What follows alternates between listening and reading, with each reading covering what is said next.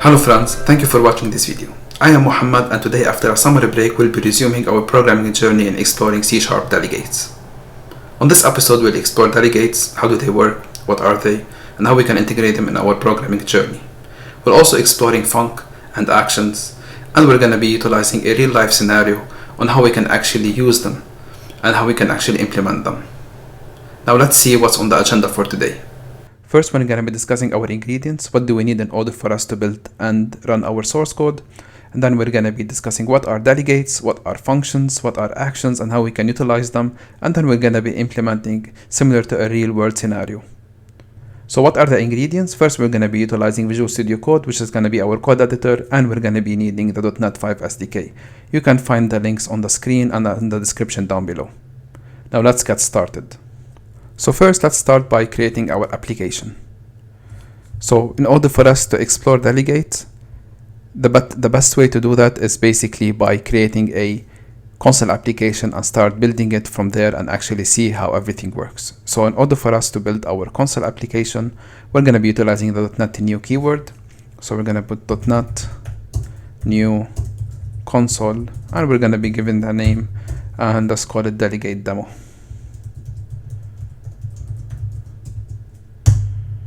And this should take a few seconds. And once this is created, let's navigate to the folder and let's open it in Visual Studio Code. Perfect. Now that we have our Now that we have our Visual Studio Code open, let's open the program.cs, and we can see here that our application is here. So the first thing we're going to be doing is we're going to be opening our terminal. So we go to View, Terminal, and we can see that our terminal here has been opened. Great. So the first thing we're going to be doing, just to make sure that everything is running and .NET Core SDK has been installed successfully, let's run this application. So we're going to put .NET run, and we can see we have the hello world, which means that our application has been compiled successfully and it had run. In order for us to understand how delegate works, let's first discuss how actual variables work. And let's create a small application about variables, and then we can see how we can actually update it in order for us to utilize delegates. So let's start first by removing this. And then we're going to be creating a new variable. We'll call it number1, and we're going to make it equal to 3. So this is a very easy and very well-known way to declare variables. And we're just gonna call it an int variable. Great. After that, we're gonna be creating a small function. It's a very straight, it's gonna be basically printing numbers, and we're gonna see public static void, and we're gonna call it print number. Very easy. And we're gonna pass a parameter number, and basically what we're gonna be doing is console.writeLine to print the number. And then what we're going to be doing here is we're going to actually be calling that method, and we're going to say print number, and we're going to pass number1. And let's add a message here using string interpolation. If you don't really know how to use string interpolation, I have another video which I'm going to be linking here in order for you to explore string interpolation, how they can be used. So now let's use string interpolation, and we're going to say the number is, and we can see that we have a nice sentence. And then let's save this, and now let's run the application again, .NET run, and we should see number 3. The number is 3. Perfect. So now what we are doing here is basically we have a variable basically which is an integer, and we have inputted the number here. And this number 3 is basically being saved into this variable, and then we are passing this variable around, which is very simple and very straightforward. Now let's see if we want to create another method. Let's create a method called, let's copy this, makes it faster, and we'll say multiply number, for example. And here what we're going to be doing is basically we're going to be multiplying number by 2. Let's take this, and then basically we're just going to be displaying it, and then let's call this method here, and we're gonna pass number 1 to it. And let's run this application. Oh, let's update first a string, the number, multiply, the multiply number is, and now let's run this. Now we should see that it's number 3 and 6. Perfect. So as we can see here, we have one variable and we are passing this variable into different methods. And the only thing here is this variable is taking an integer. With delegate, we have something similar to this, but instead of passing an actual variable, which is going to be an int or a double or a string or a decimal, so on and so forth, we're actually going to be passing methods. I know this can be a bit hard to comprehend, but we're going to be jumping in step by step and understanding how they work. So in summary, delegate is basically a way to store methods as variables. So let's create our first delegate and see how we can actually implement it and use it, and how we can explore the idea behind it. So based on the Microsoft documentation, it says if you are gonna create a delegate, it needs to have its own file. So the best way to do that is we're gonna create a new class and we're gonna call it the same name as a delegate. So let's call it, for example, our first delegate.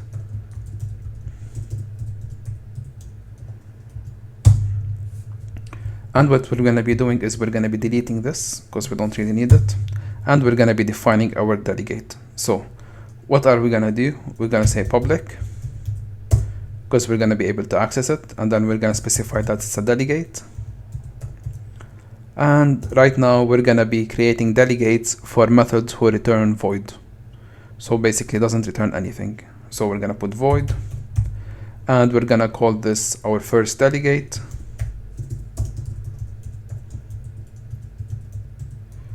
And we're going to be passing an integer to that delegate. So we're going to put int number. So as you can see here, basically it has a public, which is basically the accessibility. We have a delegate, what type, what are we trying to declare here. And then we're specifying what's the return type, and then the name of the delegate, and then what's the parameters. So here the main thing is, you can see this is like a method, and we are defining the method for this delegate. So basically we're telling it this is the format of method that you should expect.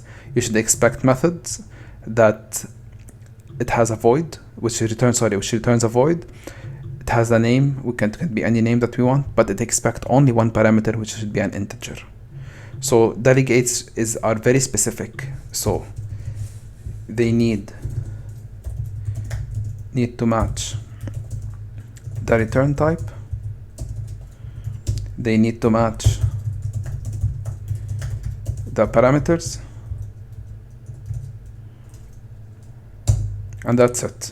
So basically the delegate, because we said delegates are variables and we're going to be utilizing them in order for us to save methods inside those variables.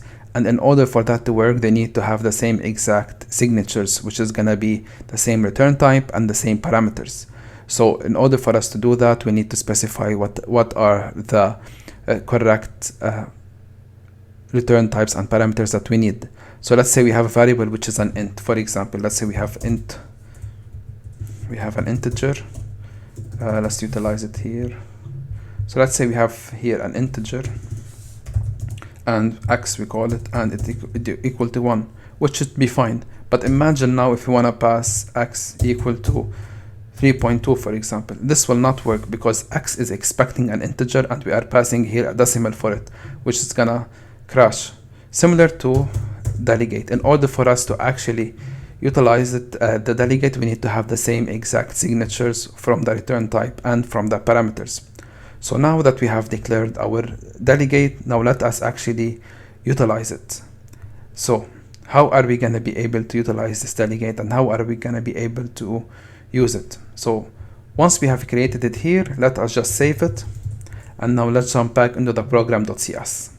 Inside the program.cs, let's make this more tidy, and the first thing we're going to be doing is we're going to be creating or finding a method that we already have that match the same exact signature. So if we look at our delegate, we say here that it's returning void and it's expecting an integer, which is fine.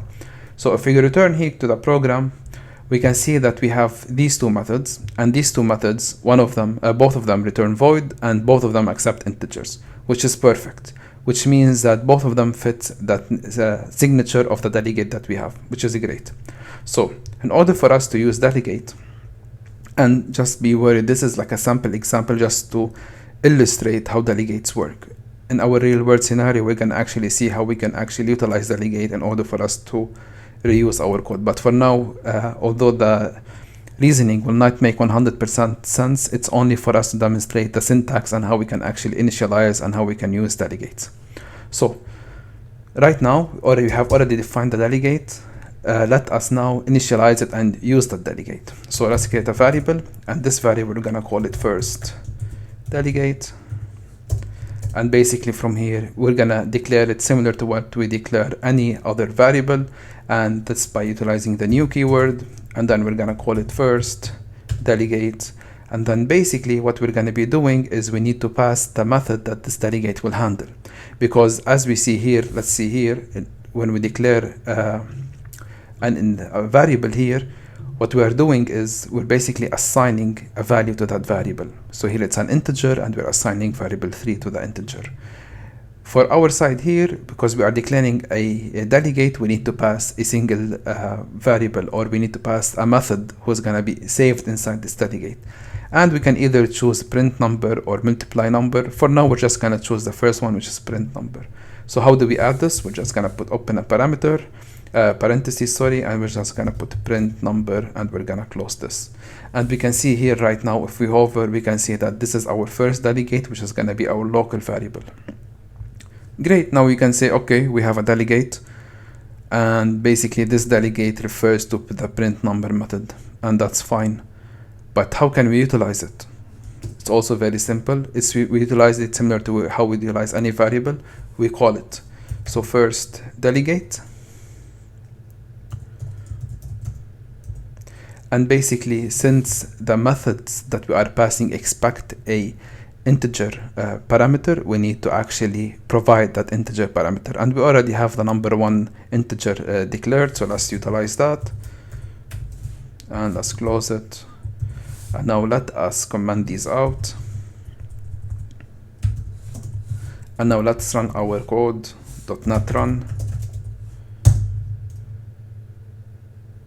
And we can see that we have the number is 3, which basically means that we have saved this method into a variable, which is a delegate, and then we have called that delegate, and we have passed the integer. Let's change number 1 to number 6, or let's number 23, for example, and let's save this, and now let's run. Now we should see that the message, the number is 23. Great. Now let's go put it back as number 1. And now let's run it again, just to make sure. Perfect. So now that we have done this, this is a simple illustration of how we can actually create a delegate, initialize it, and how we can actually use it. This seems like basically calling any other function. So within this scenario, we're not really exploring the power of delegate. This is just exploring the syntax.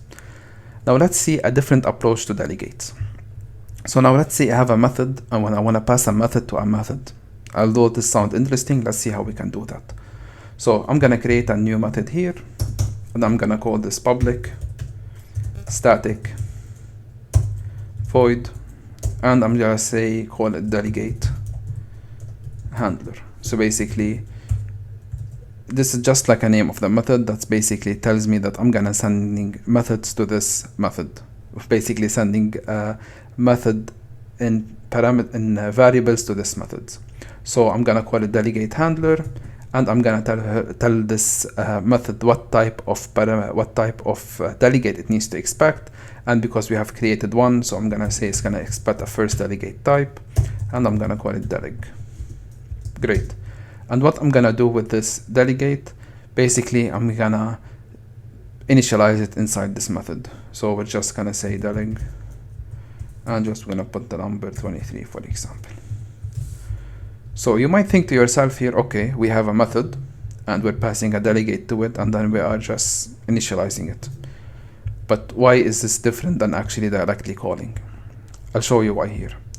So for example, here what we did is we have creating the first delegate and we have passed the print number for it, and then we have initialized it. So but what happen if I have, for example, var, call it second delegate, equal new first delegate, and I'm gonna pass to it that second method that I have, which is multiply number instead of print number.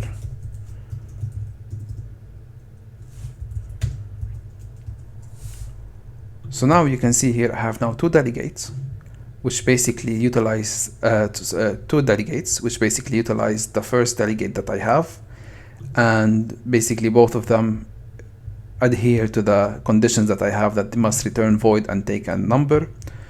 And what I'm gonna do here is I wanna execute this second delegate, but I don't wanna execute it here. I wanna handle the execution time for the delegate handler.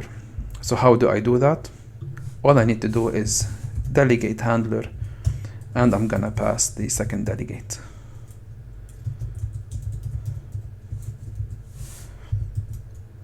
And now let's see what happens. Let me run this.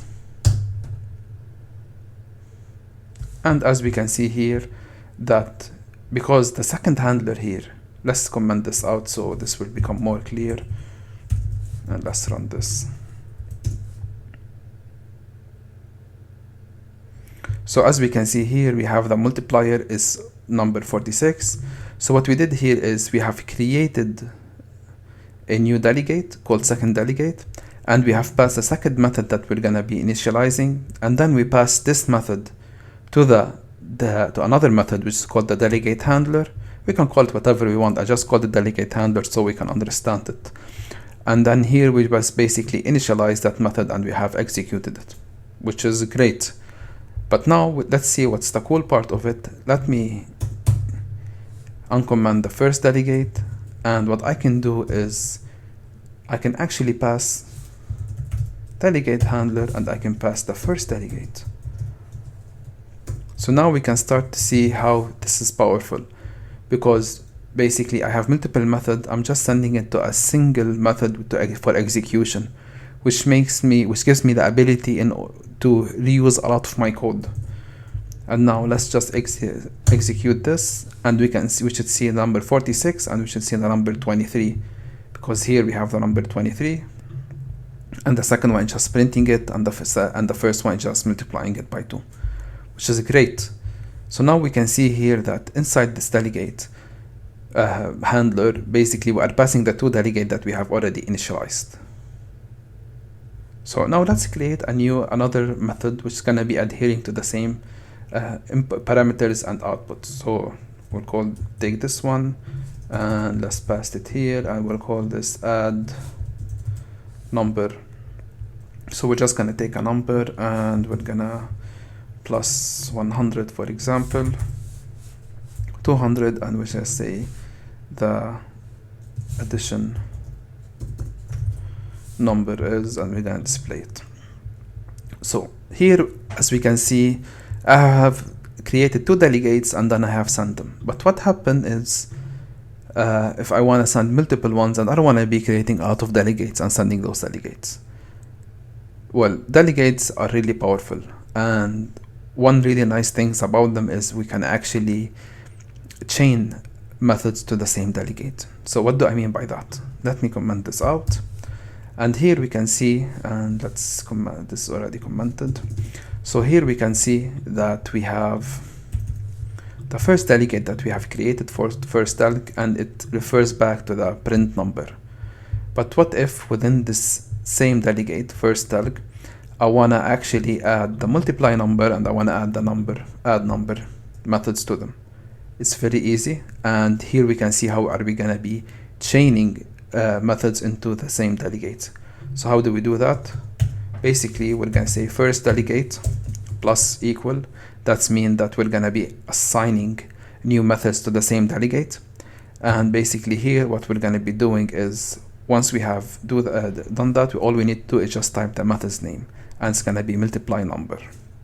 And then we're gonna add the second method that we have created, which is gonna be add number, and we're gonna put as well first delegate, and we're gonna put the plus equal, and we're gonna put the add number to it. And once we do that, we can see here that for the same delegate, what we're doing is we have assigned the first method, which is print number, then we have assigned the second one, which is multiply number, and now we have assigned the third one, which is going to be the adding of the numbers. So now here we have assigned 3 methods to a single delegate. Now let's see what happened when I want to run this delegate. Let's go back to our terminal and type .NET run. And we can see here that everything is working as it should be. And if we notice, everything is also running in the same order that we have added them. So the first one we have added, which is print number, which is correct. The second one, which is multiply, which is also correct. And then the last one, which was addition, which is perfect. So here we can see that delegate also gave us the power of chaining different methods into the same delegate, and they have also the same execution order, which is great.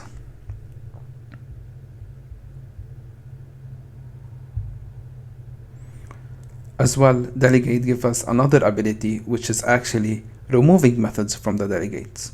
So let's say here, after I did all of that, and for some reason outside within my program, I just want to run, for example, first delegate number 1. I just want to run it here. I don't want to run it through the delegate handler. And within the first delegate, I want to run everything. So let me run this. And we can see here that it's gonna run normally, and we're gonna see the expected output, which is 3, 6, and 2 or 3 based on the functionality that we have implemented inside those methods. But let's say inside my delegate handler, I wanna only utilize the print and the addition. I don't wanna utilize the multiply. I just wanna, inside that delegate handler, I just wanna actually run 2 methods instead of the 3 methods that I have. So how can I remove one of them? Also very simple. All I need to do is inside the delegate handler here, for example, I just call the deleg, which is going to be my delegate. And instead of the plus equal, I'm going to use the minus equal, which means that I'm going to be removing stuff from my delegate. Basically here, I'm going to be removing a method, and I'm going to call the multiply number, because basically what I'm going to do here is I'm going to be removing the multiply number from my delegate. And here, let's save this and let's run it. And let's run it again, .NET run, and I should see that I have, oh sorry, I didn't call it here, let's call it here. So here we're just gonna call this delegate handler, first delegate, and now let's run it again.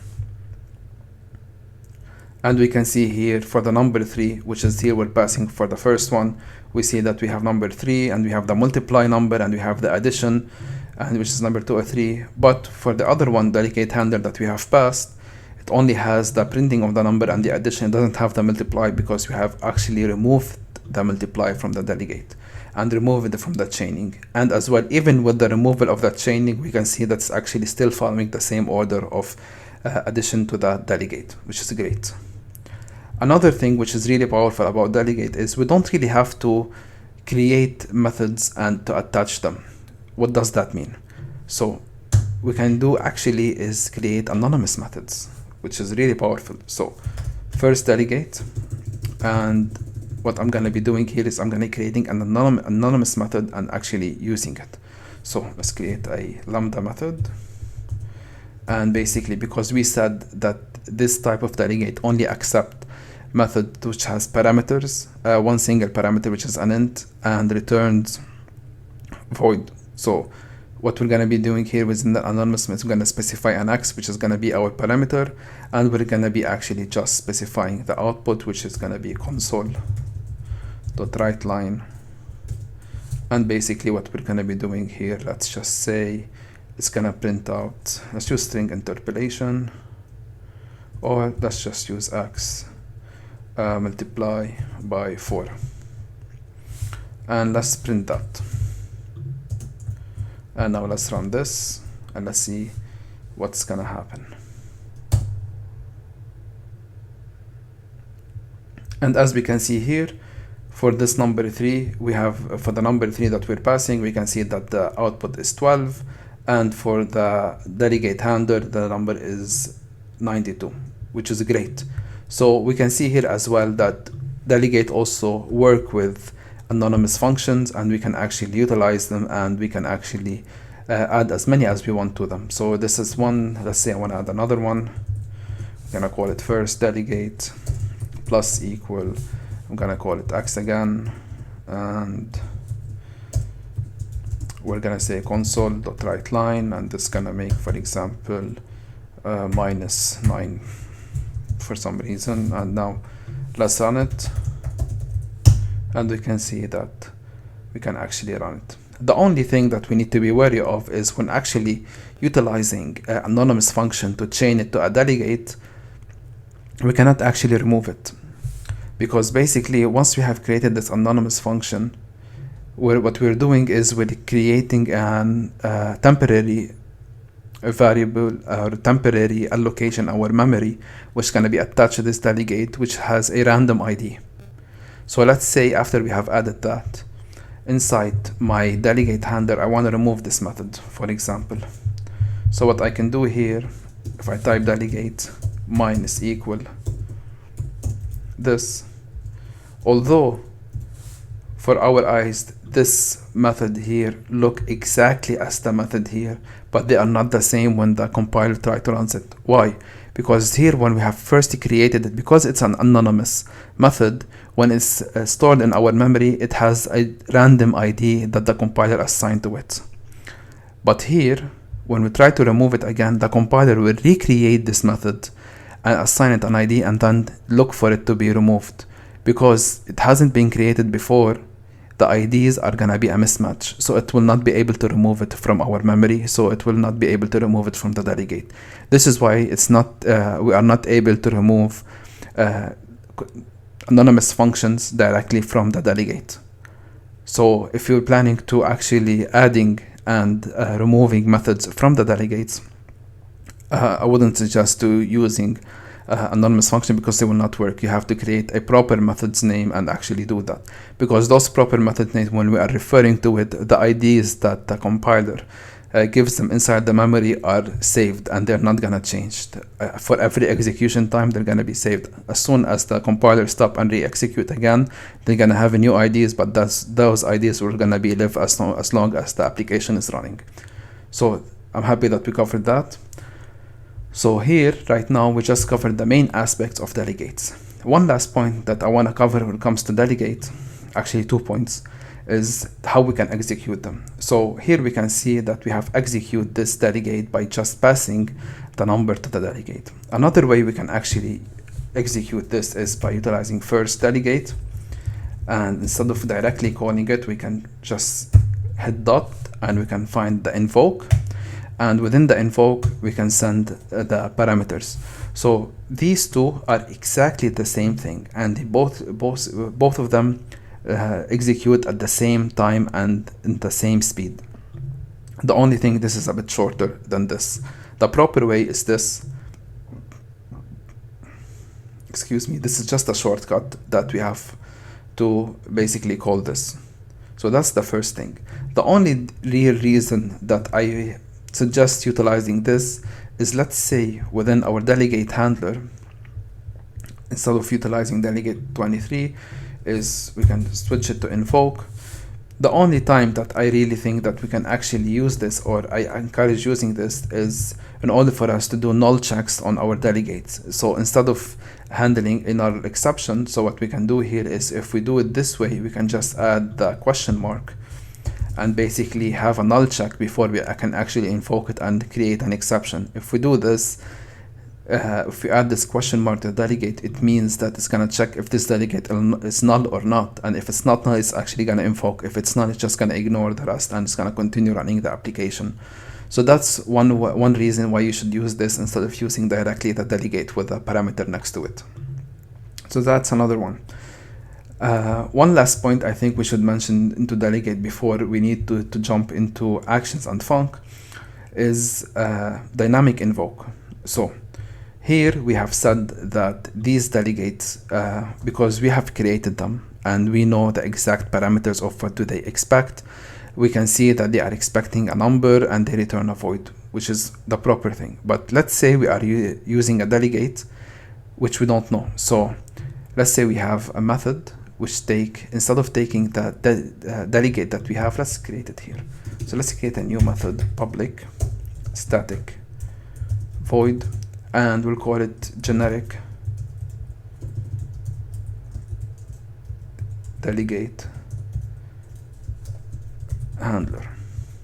And instead of specifying which actual delegate that I want to pass to it, I want to pass the parent class, which is the delegate, and execute it. So right now here, what do I have? I have a public which is a public method which doesn't return anything, called generic delegate handler, which take any delegate that we have.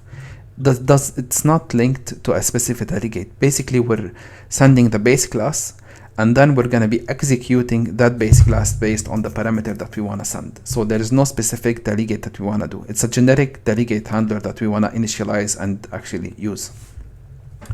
But if we come here and we put delegate.invoke, for example, first we can see that invoke does not really come, but let's say I want to put invoke and I want to pass the number 23.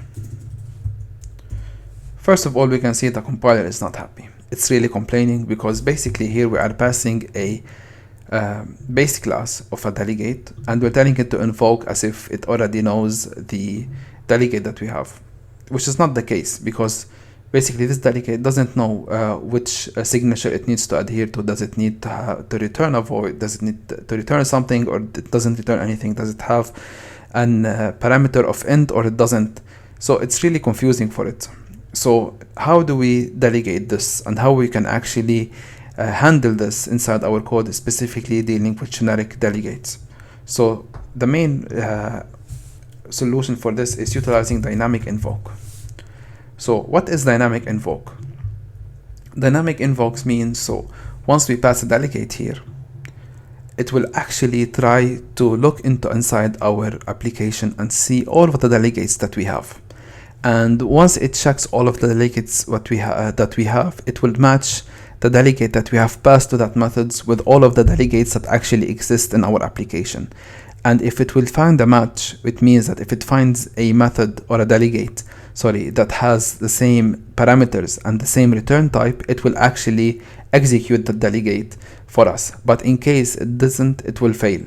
So that's what dynamic invoke means. So instead of us specifically telling it which delegate that it needs to handle, the compiler by itself, is smart enough in order for it to scan our application, check all of the delegates, see which one match, and the one that match, it's actually gonna be executing it here.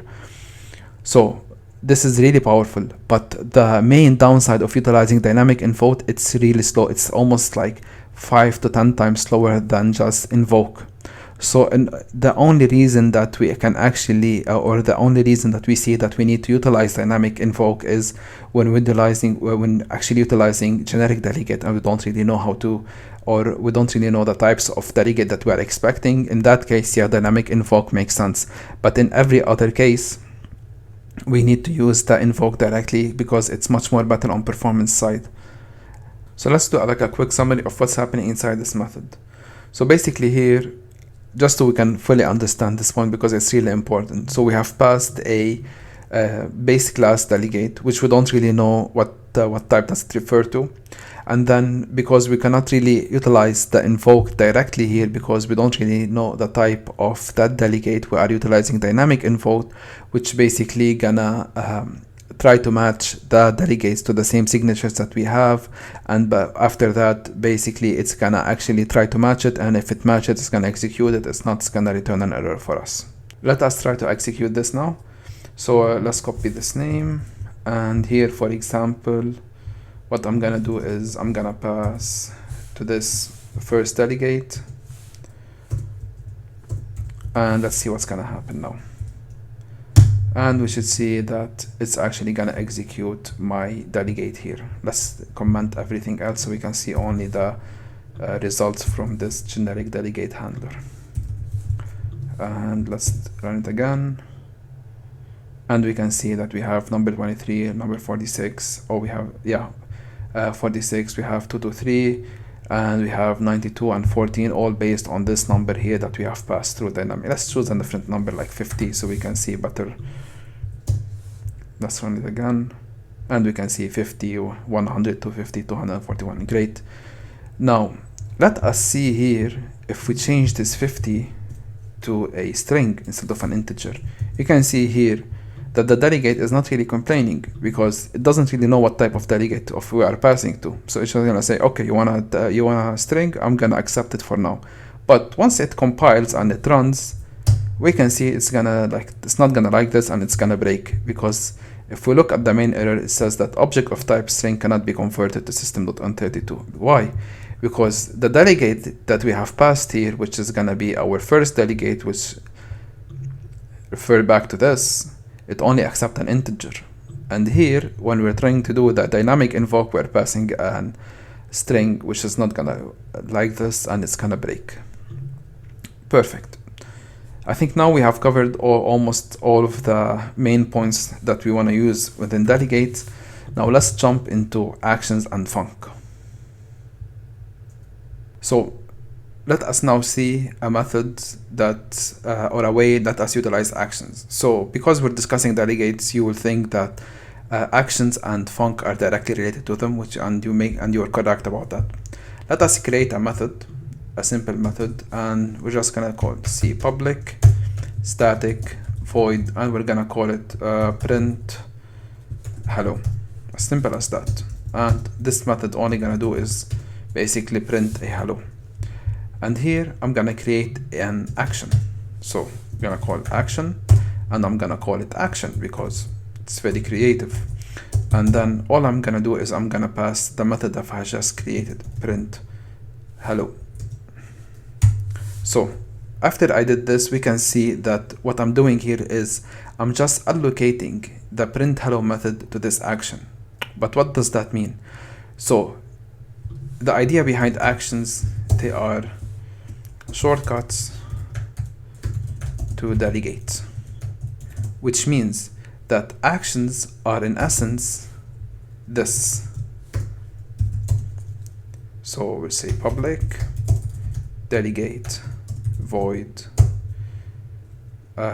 action, and basically this is exactly what an action is. An action is equal to a delegate which has the signature of returning nothing and taking no parameters at all. That is an action. Basically, instead of us declaring this type of delegate, we can just declare an action. An action, in summary, is basically a delegate which doesn't return anything and doesn't take anything. So it will accept methods only which have the same signature, which is no parameters and no return type, and that's it. So basically, actions, let's do a quick summary, is our delegates, but very specific types of delegate, and this is considered as a shortcut that Microsoft has created for us. So now that we have covered what actions are, let's try to execute it. Put action dot invoke, and let's put a semicolon, and now let's run it, and we should be able to see right now that hello has been printed for us. Just say hello from action just to make it more distinct, and now let's run it again, and we should see right now hello from action popping up. Great. So now we can see how actions are being actually used. Great.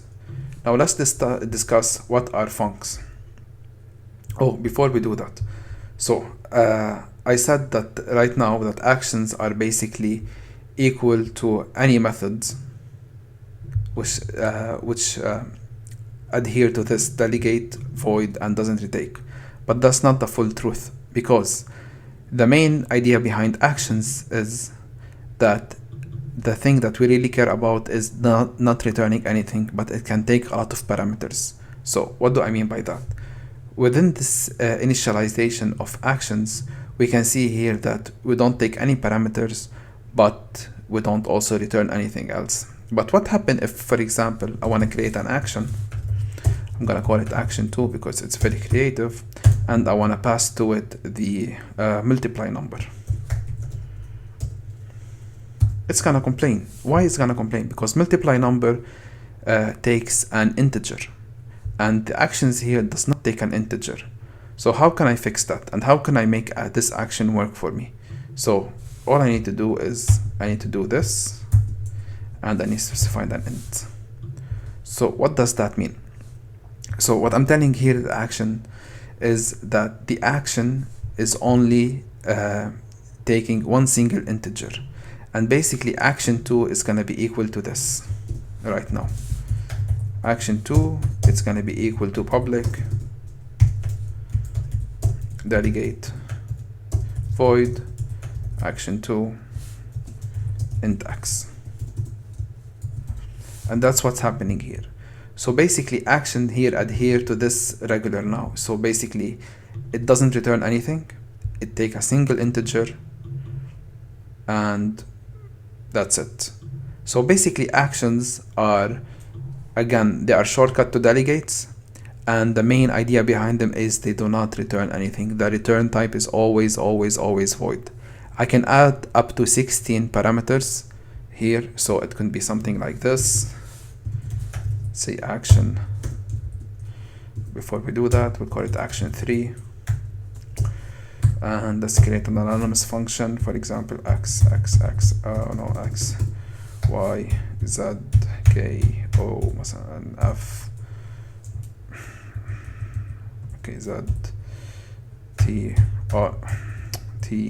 r for example, and we'll just do console.write line hi, for example. And here we can see that we're trying to assign an anonymous method to that actions, and here we can see that we have 5 parameters that we want to pass, but the action here does not take 5 parameters. Well, it can, so we can put int and int, for example. And now we can see that this action adhere to a method that takes 5 parameters and returns it for us. So the nice thing about actions here is we can utilize them with anonymous functions, we can use them with any method that we have. It's very flexible. The only thing that we really need to worry about it is that it does not return any value. So let's say if I want to change this height to, for example, return 3, it will not work because actions do not return anything. They need always to have a void return. So, and this, as we said before, this can be up to 16. So as you can see here, we can add up to 16, and we can add different types. So for example, the first one could be an int, the second one could be a bool, the third one could be a double, and this could be a decimal, and this could be a string. So we can add as many as we want, and there's different combination that we can integrate, and there's a lot of flexibility when it comes to that. The only thing is, which I really need to reiterate, actions only utilize method that returns a void, and it can take up to 16 parameters only. I'm not sure if there's any method that I have ever created which takes 16 parameters, but this is the limitation of an action. If you need any method that has more than 16 parameters, you need to utilize a delegate. Action will not work. So now that we have covered action, the next step for us is we're going to be covering func. So you might think, okay, actions are delegates, which doesn't return anything. So func must be the different, and if you think that, that's correct. So basically, func means that we are able to, basically the opposite of a delegate, which basically we are able to return, it's the opposite of an action, which means that we can actually return stuff. So let's create a func, and we can do func, and similar to the declaration of the syntax of an action, we need to utilize the bigger than and less than, and we're going to specify here the return type, and we're going to say the return type for this method is going to be int, and I'm going to call it func1.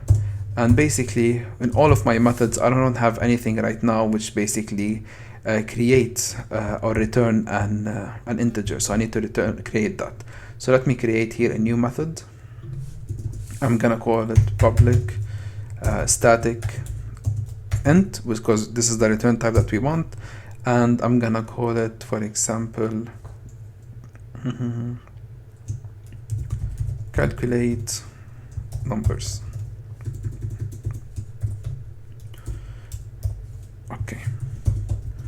And for the sake of this, I'm just gonna be returning 2 multiplied by 7, for example.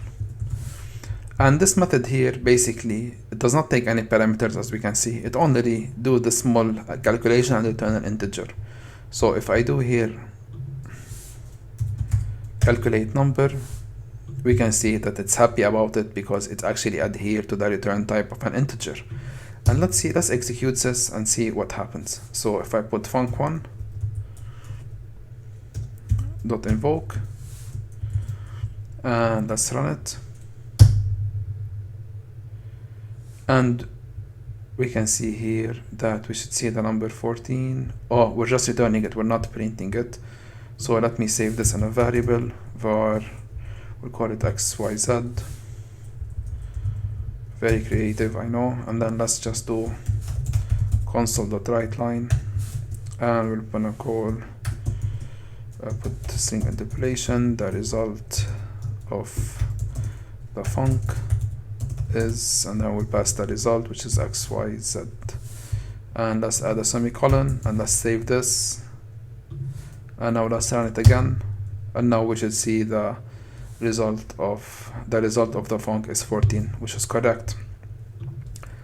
Okay, great. But let's say right now I want to actually send parameters and I want to receive results.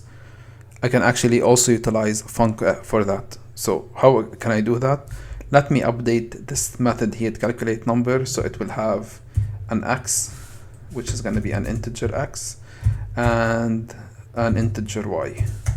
And the calculation is going to be x multiplied by y.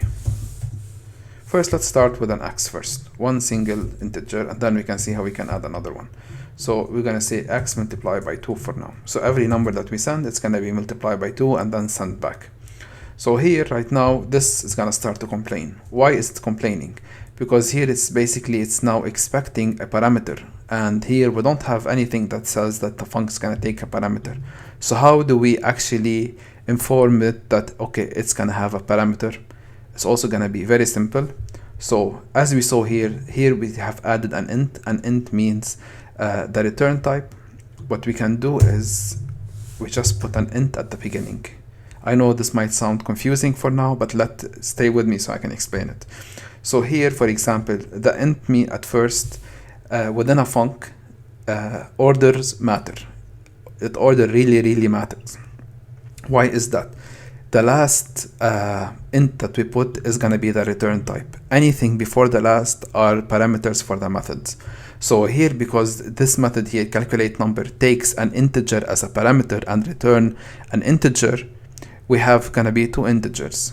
And basically the first integer here is going to be used as an int as a parameter, and the second integer is going to be used as a return type. And as we said, in a function, the return type is always the last one, and orders really matter. So since we have clarified this right now, let us actually fix this so we can actually invoke it, and we're gonna send 2 because it's expecting a number. And if we hover here, we said it's gonna take an argument of int because it's expecting an int and it's gonna be returning an int. So let's save this, and now we should see the result of 4 coming back. Great, now we can see the result of the func is 4. Perfect. Now let us update this method, and instead of having a single parameter, let's have another one. So we're gonna put y, and the result is gonna be x multiplied by y. Tell you what, instead of an int, let's make it a decimal. Yeah. So here what we're gonna be doing is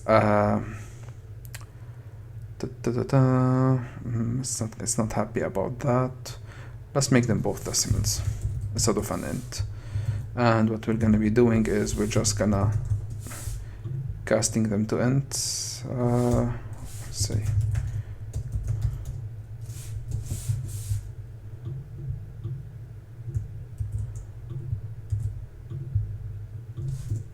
Okay, so now we have converted this method to take decimals instead and return an int.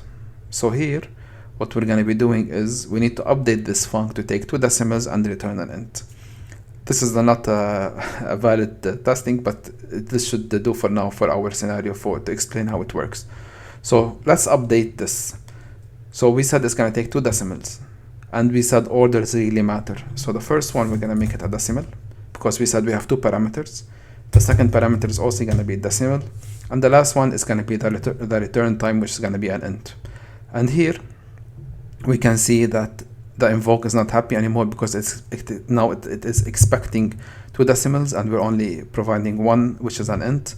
So first let's put 2 here, and now we can see that it's actually taking 2 numbers, and it's actually considering 2 here to be decimals. We can put, for example, 2.1, and we can put here 2.2, for example, and it's taking it as double now, so we need to make them convert to decimal, and 2.2.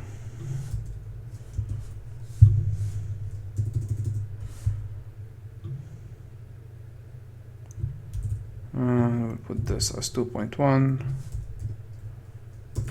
and let's run this, and we can see the result for the func is 5, because basically after the calculation we're just converting it back to int32, and it's removing all of the decimal points, which is fine. So here we can see that within a func, to reiterate, the main difference from a func from an action, that it has a return type, and the return type of the func is always going to be the last one here. So if we don't put, for example, anything like this, we don't specify anything, it's not going to be happy because this is going to be basically an action. But within a func, we are basically creating a delegate that has a return type and takes 2 parameters. And let's create the delegate type. So basically right now, func1 is equal to public delegate int func1, and it's taking decimal x and decimal y. So basically this is right now the representation of this func. It basically returns an integer, it takes a decimal as a parameter, 2 decimals as parameter, and does the method. And these basically, instead of us creating this is like a small shortcut that Microsoft has provided for us in order for us to utilize it, which is really cool. Another input and that I want to mention for both actions and for func is we can actually chain methods to it. So let us try to chain a method to func1. So we can put, for example, func1 plus equal, and we can actually do this. Let's call this, for example, parameter, or let's simple call it A and B. And this A and B basically where they're gonna return for us a decimal or an integer, sorry. And what we're gonna do is just gonna be return, this is for the sake of testing, we're gonna return 8. And why it's not happy? Let's see. Or we just can do this. Sorry, it's without the word return. So A and B will return 8. So we can see here we can actually attach anonymous function, and we can actually attach different methods to the func as well to the action. But something we really need to worry about, that we cannot remove similar to delegate anonymous function from func1 and to actions. And basically this is all of the main things that we wanted to discuss related to delegate, functions, and actions. So functions and actions are basically shortcuts that Microsoft has created for us for delegates. Actions basically takes, it can have no parameters, or it can have as many parameters up to 16, but it doesn't return anything. It always has the return type of void, while action on the second hand is also, it can take parameters and it can return, and it also give us the ability to, both of them give us the ability to chain methods to them, similar to a delegate, and similar to all of them, which is delegate, action, and method. We cannot actually remove anonymous functions from those chains. Okay, great. Now that we have covered this, and we have went through this exercise of covering what are delegates, what are actions, and what are methods, now let's see a real world scenario where we can actually utilize delegate and see the power of delegate when it comes to this. So let us close this and let's create a new console application, and we'll take it from there. Now let's create a new folder, and let's call this make and we'll call it example2, for example.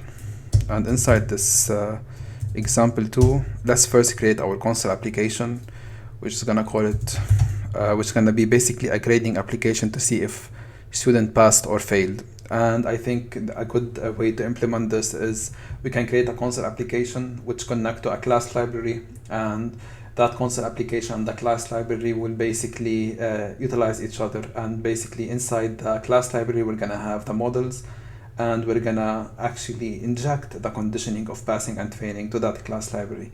So every time that we don't really need to rebuild the class library for new conditioning in order to see if the student passed or failed. Actually what we can do is we can just change the code from the console app, and the conditions will automatically dynamically be passed into the class library, and we can actually utilize Delegate in order for us to do that, which is really exciting. So right now what we're going to be doing is we're going to be creating a console application which is going to be representing like our main program, and then we're going to be creating a console library which is going to be a class library which is going to be like our library or external library that we're actually utilizing. So instead of every time trying to rebuild that library and then inject it into the console application, we're going to be utilizing Delegate in order for us to make it more dynamic and more extensible. So the first thing is creating the console library, and in order for us to do that, we're going to be utilizing the .NET new keywords. So .NET new console, and then we're going to call this grades application. Okay, great. Let's see. Oh, sorry, we didn't give it the new. So -n for name, and then this should take a few seconds. Okay, great. Now that has been created, now let's create our class library. So also we're going to be utilizing the .NET new class lib, and we're going to give it the name of very creative grading library, and this should take also a few seconds. Okay, great. Now what we're going to be doing is we're going to be actually adding reference to the console application for the class library, and we're going to utilize also the .NET add for that. So .NET add, and then first we're going to be actually going to the application which is going to called grade application, and then from here we're going to put the csproj, and we're going to specify it's a reference, and then basically from here we're going to put the grade library, and then grading library. And now right now what we have done is we have added the reference of the class library to the console application. Now let's open all of this inside Visual Studio Code, and now we can see we have the two applications, and we're going to specify this as our main application. And the first thing that we always do is basically just open the terminal, and then we're gonna navigate right now to the grade application, and then basically we're just gonna run it. .NET run, and we should see the hello world coming up. So here within the program.cs we can see the only thing that we have is hello world, which is the expected thing. And if we go to the grade application.csproj, we can see that it has automatically added a reference because we have added that reference to the grading library.csproj. Okay, great. So the first thing we're going to be doing is, after we have done all of that, is we're going to be opening the grade library, and inside the application here we're going to add a new folder, and we're going to call this folder models. And inside this models folder we're going to create two classes. And so the first class is going to be student, and another class is going to be exam. So this is trying to mimic like a learning management system or something like that, which basically the teachers will input the grades, and then the student, and then the system will calculate if the student has passed or failed. Very simple, very straight to the point, very straight example, but this we can see how we can actually utilize delegates inside class libraries and how we can make them more extensible and actually implementing the solid principles. So inside the students, the first thing we're going to be doing is we're going to specifying three properties. So the first one is going to be a string, which is going to be the student name, and then property is going to be an integer, sorry, let's make it a double, which is going to be the grade of the student, and lastly it's going to be a boolean. It's going to be as simple as pass or fail, as simple as that. And for the exam, this is going to be a bit different. So basically within the exam, what we're going to be doing is we're going to actually have a list of the student. So we're going to do list of student, and then we're going to call it students. And then basically what we're going to be doing is we're going to be initializing this list of students every time an exam has been initiated. So it's going to be a new list of students, and we need to specify the right systems. Okay, great. System.collection.generic, because we're utilizing the list. And after that, basically we're going to add a method, and this method is going to be calculate the average grade.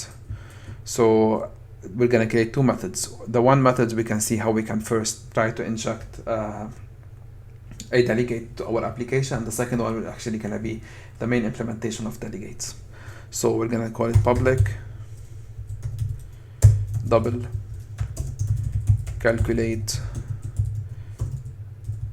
average grade, and basically we're gonna pass nothing to it. All it's gonna do is return students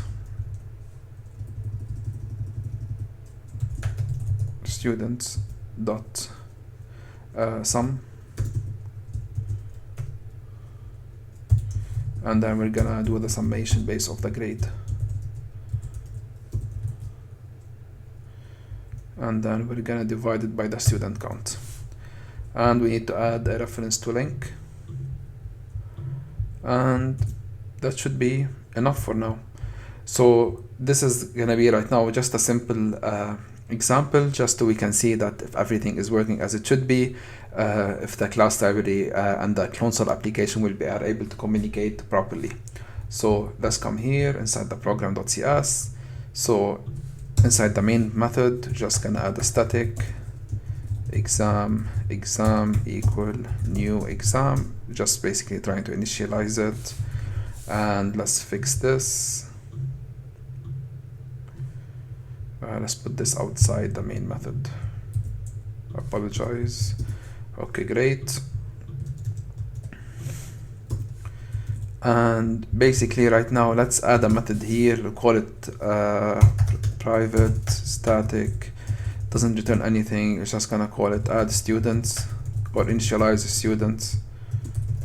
Initialize students. And basically what we're going to be doing is put exam.students.add, and basically we're going to add some data so we can actually utilize it. And we're going to put a new student, and this student basically we're going to specify it's going to be the name. We're going to call it Mohamad, and we're going to put the grade equals, for example, 70. Let's copy this and let's create 4 students or 5 students. So the other one could be Mickey Mouse, and the grade for Mickey, unfortunately he got 60. We can put Donald, and Donald, for example, got 89.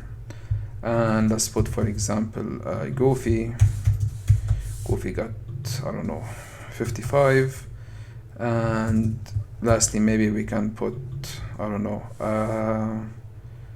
let's see, Batman, and Batman could have gotten 75. And we need someone else. Let's put Superman, and we put Superman got a 20 because he's Superman.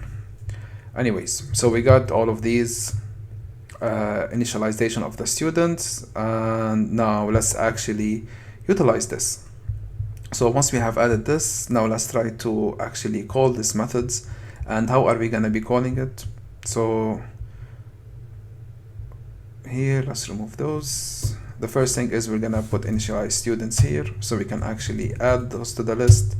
And the second point is let's create a var and we're gonna pull results, and it's gonna be equal to exam.calculate grades, and without students here.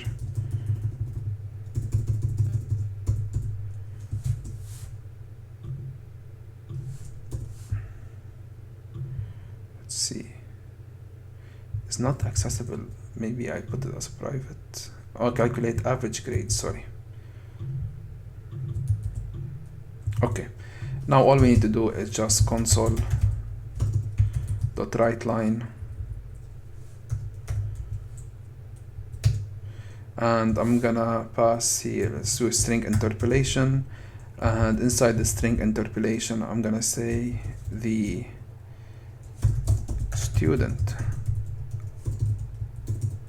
average is, and then we're just gonna pass the result, and that should be fine.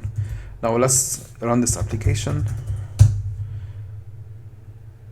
and we can see that the student average is 61.5, which means that we are able to communicate with the class library. All of the information the calculation are being done successfully, and we're getting the results back. Great. The next step after that is now let's create our first delegate, and we're gonna create this delegate here inside the grading library. So I'm gonna create a folder. I'm gonna call it delegate, and inside this delegate folder I'm gonna create a new class. Well, we said it's gonna class, but we're not gonna actually use it as a class, and we're gonna call it a stop grade. And let's delete this, we don't really need it, and we're just gonna say public delegate void, because we're not gonna return anything. We're just gonna create a topic grade delegate, and we'll see how it's gonna work. I'm gonna call it topic grade, and it's gonna just take double the grade. Okay, great. So we have this here, and basically we have this conditioning, which is gonna take basically the topic grade and it's gonna give it to us, which is fine. So inside the exam now, right now, let us utilize it. So inside here, and this again, this is just a sample of how we can actually inject delegate and how we can actually use it. It doesn't really make sense, but just for a demoing example, we're utilizing like this.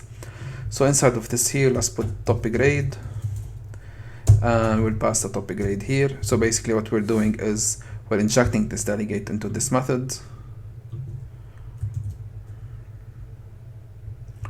and after we have done that, what we're going to be doing is topic grade, and because we said it's going to take a double, it's going to be basically returning for us the maximum or the highest grade that any student has got.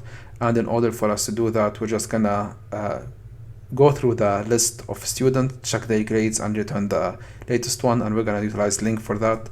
So we're gonna put students, and we're gonna utilize the max keyword, we're just gonna link, and we're gonna just utilize the x.grade.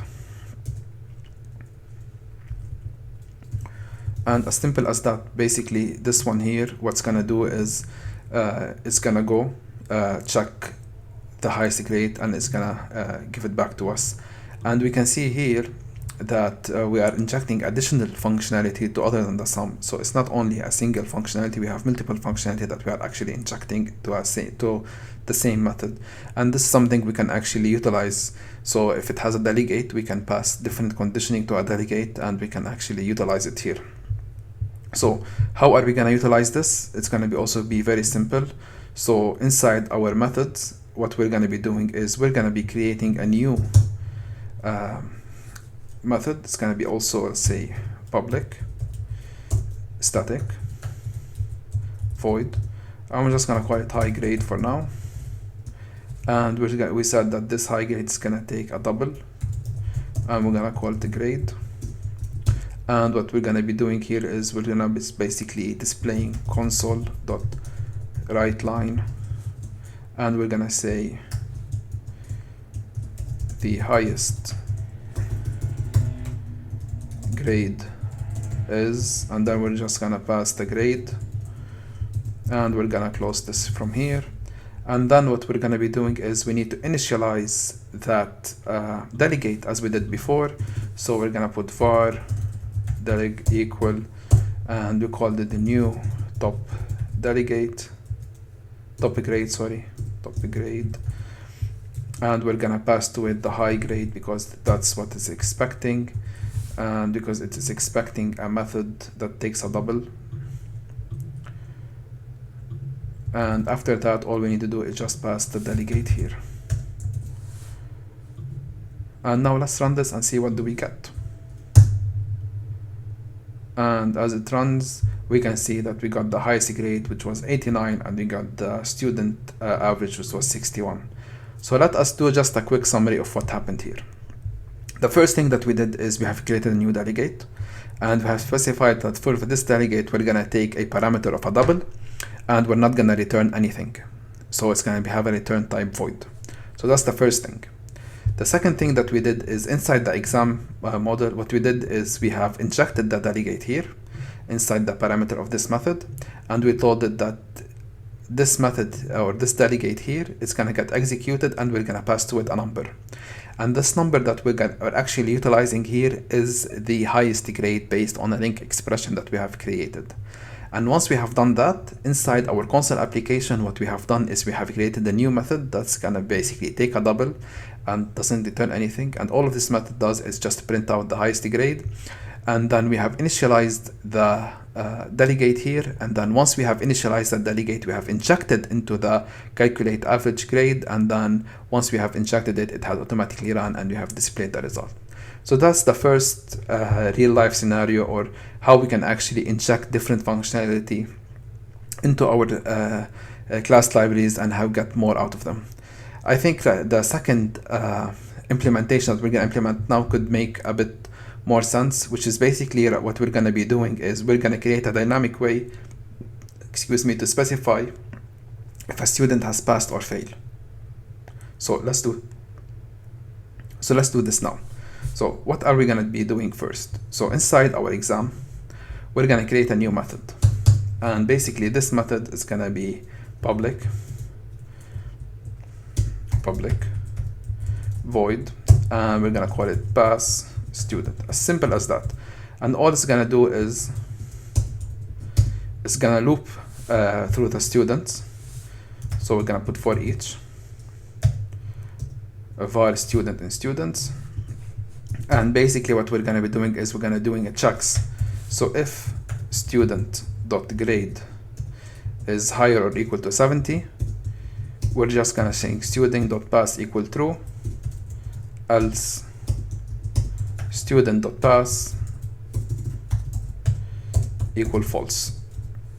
So that's what we have. We have the pass students, and basically all we're doing is we're just looping through the student list that we have, and based on their grades, we are checking if the student has passed or failed. So now we can see, now this is good and it's very straight to the point, but something that we don't really like here is we have this 70 here, which is hard-coded, and we don't really want to hard-code this, because let's say for this semester, the passing grade was 70. For the next semester, it could have went up from 70 to 75, or it could have went down from 70 to 65 or to 60. We don't really want to always recompile the grading library and then injecting it into the console and then rerun it again and so on and so forth. We need a way where we can actually inject this conditioning of passing and failing to this method in order for us to get this result. And in order for us to do that, we're going to be actually creating a new delegate, and we're going to actually pass this delegate to this method and see how we can actually utilize this. So inside the delegate folder, we're going to create a new class. Actually, we're going to be getting a new delegate, and we're going to call it passing conditioning.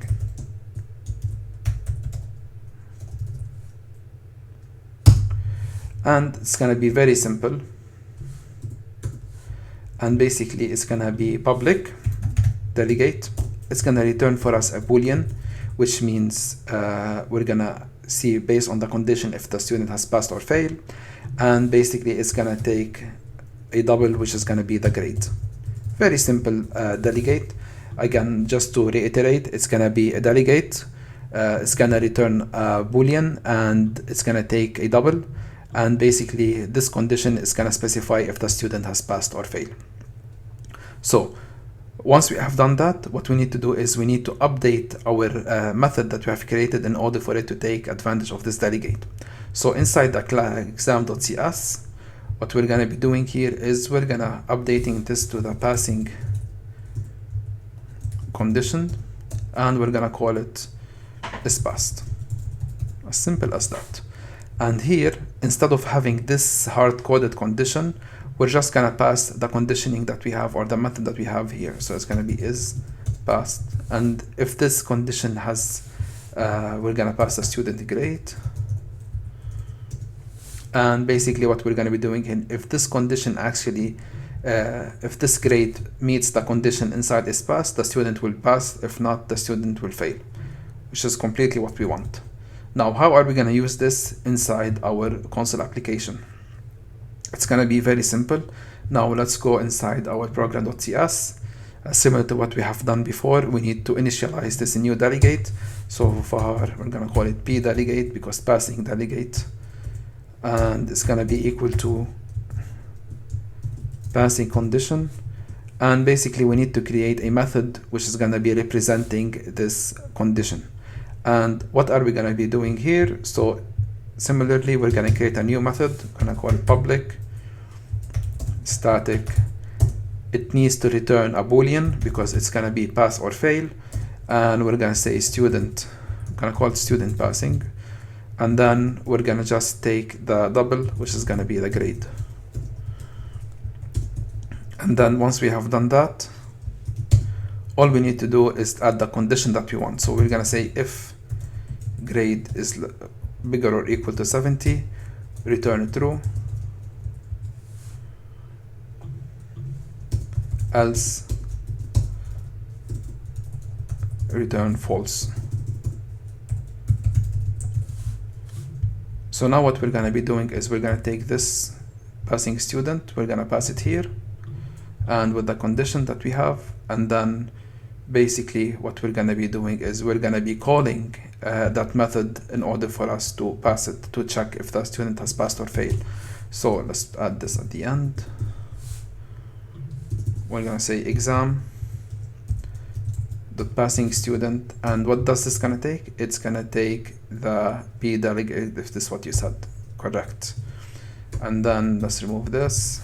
And now basically what we're doing is we are calculating this, and we're checking if the student has passed or failed. And now all we need to do is just loop through the results and display them. So we can just do for each year var std equal new not equal in exam.students, and we're just gonna pass like this. Student name has, we're gonna say has passed or no, has passed, and then we're just gonna say dot pass, and that's it. Now let's run this application and see what's gonna happen. And as we can see here, we have seen that Mohamad has passed, Mickey has not passed, Donald has passed, Kofi has failed, Batman has passed, and Superman of course has failed. Okay, great. So we have all of these, and now let's say I want to change the conditions. I don't really need to come back to the grading library and update my exam and then rebuild it, and then let's say if it's a NuGet package, I need to re-upload it and download it. No, I don't need any of this. All I need to do inside my program.cs, all I need to do is update my condition from here. Let's say I want to lower the passing grade from 70 to 65, and I can save this, and let's run this again. And once I run this again, we see a lot of people have passed more. Superman still have failed, but the rest is more has passed. And for example, I can increase it to 80, and we can see more people will have failed and less people have succeeded, because everyone almost has failed except for Donald, who got 89, which is great. So we can see here how Delegate has enabled us to extend the grading library, how we were able to inject more conditioning inside of that, and it has enabled us to adhere to the solid principle by creating an open close implementation where we have created a functionality and we are extending that functionality through delegates. Thank you very much for watching. I hope you really enjoyed this